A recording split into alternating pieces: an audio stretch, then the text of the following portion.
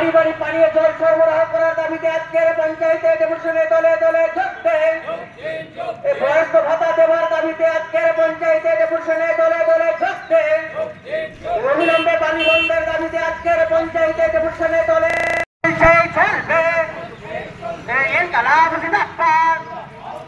কৃষকদের সার বীজ দেওয়ার দাবিতে আজকের পঞ্চায়েতে ডেপুটেশনে দলে দলে যোগ দেন।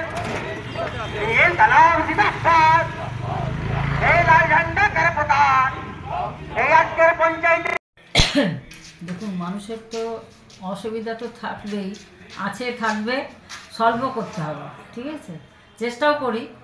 তো ওনাদের অনেক কিছুই আর্জি নিয়ে এসেছিলেন যে 100 দিনের কাজের পয়সার জন্য। তো এটা তো ঊর্ধ্বতন কর্তৃপক্ষকে জানানো হবে যে ওনারা এসেছিলেন, আগেও জানিয়েছি।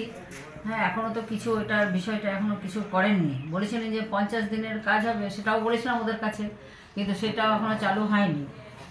আর রাস্তাঘাট পরিষ্কারের জন্য বলছে, এগুলো তো করেই যাচ্ছি, তবুও আসছে যে রাস্তাঘাট পরিষ্কার হয়েছে। আমাদের ই কার্ডটা দুটো খারাপ হয়েছিল, সেগুলো সারানো হয়েছে, ই কার্ডে করে তোলা হয় তো। আর আমরা বিডিও সাহেবকে আমাদের একটা বড় গাড়িরও আবেদন করেছি, আশা করছি ওটা দিয়ে দেবে তাড়াতাড়ি, তাহলে এতটা আবর্জনা থাকবে না।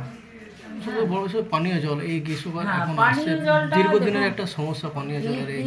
যে ম্যাডামকে আমরা ফোন করতেই থাকি, এখনো করলাম, জলের প্রবলেমটা হয়। আসলে কি হয়েছে, 11 থেকে আমাদের জলটা খুলে তো তো ওনারা জলটার বদমাইশি কিন্তু ওনারাই করেন একটু, যে জলটা খুলে যে। তো যখনই ফোন করে বলবো তখন 2-4 দিন ঠিক দিল, আবার হয়তো দেরি করে খুলছে, নাহলে টাইমে খুলছে।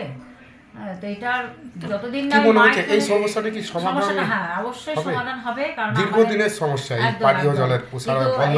আশা করছি ডিএম সাহেবের সাথে আমাদের মিটিং ছিল, মাইথন থেকে পুরো এই যে ট্যাঙ্কারটা হবে ওই ইয়েতে নারায়ণপুর একদম নূপুর থেকে হয়ে আসছে লাইনটা, নাকি গো? তো আমাদেরকে তো স্কেচ দেওয়া আছে, ওইটা হয়ে গেলে আশা করি জলের অসুবিধা কোনোদিন থাকবে না। মাইথনের যে লাইনটা হয়ে গেল, ওটা আমাদের ডিএম সাহেব টাইম দিয়েছেন, আগস্ট মাস করে টাইম দিয়েছেন, আগস্ট মাস। আরেকটা যে সমস্যা, আমাদের ইনকোয়ারি তো করছে, বা ভিডিও থেকেও স্যাররা আসছেন, ইনকোয়ারি করছেন।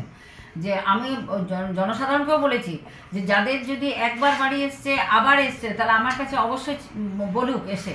এটা আমি বারবার বলেছি সবাইকে, যে আমাকে এসে জানান যে কোন ব্যক্তির একবার বাড়ি এসছে আবার বাড়ি এসছে, জানাতে হবে। তো তার জন্য প্রত্যেক জায়গায় সদস্যরা আছেন, ওনাদেরকে ওগুলো লক্ষ্য রাখতে হবে।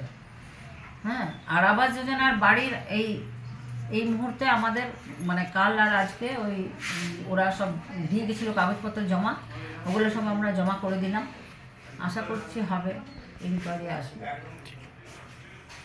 সরকার এই চোর বাটপারের সরকার, তৃণমূল প্রত্যেকটা নেতা মন্ত্রী চোর, যারা জলের সরবরাহকে বন্ধ করে ভোটের আগে গাজর ঝালালো, রাস্তা খুলে দেওয়া হলো কি আমরা নাকি বাড়ি বাড়ি কল দেবো।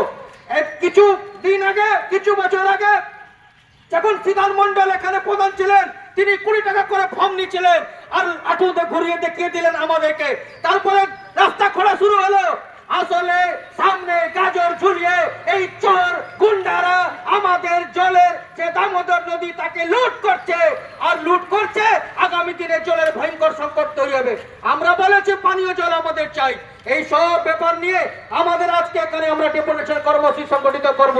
এই বিক্ষোভ সভায় মূলত 3 জন বক্তা, সিআইটু থেকে কমরেড গুরুপদ বাউরি, কৃষক সভা থেকে কমরেড বরুণ ঘোষ, আর আমাদের গণ আন্দোলনের অন্যতম নেতা সিআইটু এই জেলার নেতা কমরেড সুপ্রিয় বক্তব্য রাখবেন।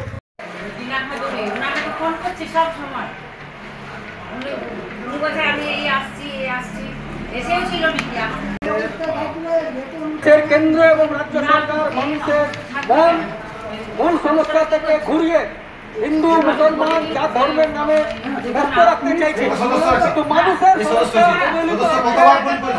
সরকার কোনো ব্যবস্থা নিচ্ছে না। পঞ্চায়েত গুলোর আত্মকুকুর ভাতা হয়েছে, মানুষ 100 দিনের কাজ পাচ্ছেন না, বিধবা ভাতা, বার্ধক্য ভাতা। আমাদের মধ্যে একজন উপস্থিত আছেন যার 10 মাস থেকে ভাতা বন্ধ, কল্যাণী বাউরি। এরকম অজস্র কল্যাণী বাউরি আছেন যারা পেনশনের টাকা পাচ্ছেন না, যাদের পেনশন 60 বছর বয়স হওয়ার পরও হচ্ছে না। 100 দিনের কাজ যা আমরা ইউপিএ সরকারের সময় চালু করেছিলাম, জব কার্ড, নিজের বাড়ির কাছে কাজ দিতে হবে, আমরা যখন দাবি করছি 100 দিনের কাজ 200 দিন হবে, 600 টাকা মজুরি হবে, 100 দিনের কাজকে দিদি এবং মোদি পরিকল্পনা করে তুলে দিয়েছেন। সাম্প্রতিক বাজেটে 1 টাকা খরচ করেননি 100 দিনের কাজের জন্য। গ্রাম অঞ্চলে অর্থনীতি ভেঙে পড়েছে, হু করে জিনিসের দাম বাড়ছে, পেনশন নেই, কাজ নেই, কলকারখানা বন্ধ, বেকারের তালিকা দীর্ঘ থেকে দীর্ঘতর হচ্ছে, রাস্তাঘাট উন্নয়নের কাজকর্ম স্তব্ধ হয়েছে গ্রাম বাংলাতে। আর এই সময় দাঁড়িয়ে তাই আমরা সিদ্ধান্ত নিয়েছিলাম যে আমাদের এলাকাতে আমরা পঞ্চায়েতে ডেপুটেশন দেব। আপনারা দেখেছেন যে আমরা ইতিমধ্যে স্লোগান উত্থাপিত করেছি। আমাদের পাশেই যেখানে ডেপুটেশন দিচ্ছি দামোদর নদী, আমাদের গর্বের দামোদর নদী যা গোটা পশ্চিম বর্ধমান জেলায় জল সরবরাহ করত, আজকে যে জলকে সরবরাহকে কেন্দ্র করে চাষবাস গড়ে উঠেছিল আমাদের গর্বের জেলা, আমাদের পশ্চিম বর্তমানের যে শিল্পাঞ্চল আসানসোল দুর্গাপুর ঐতিহাসিক শিল্পাঞ্চল, সেখানে যে কলকারখানা জলে তাকে নিয়মিত জল সরবরাহ করত।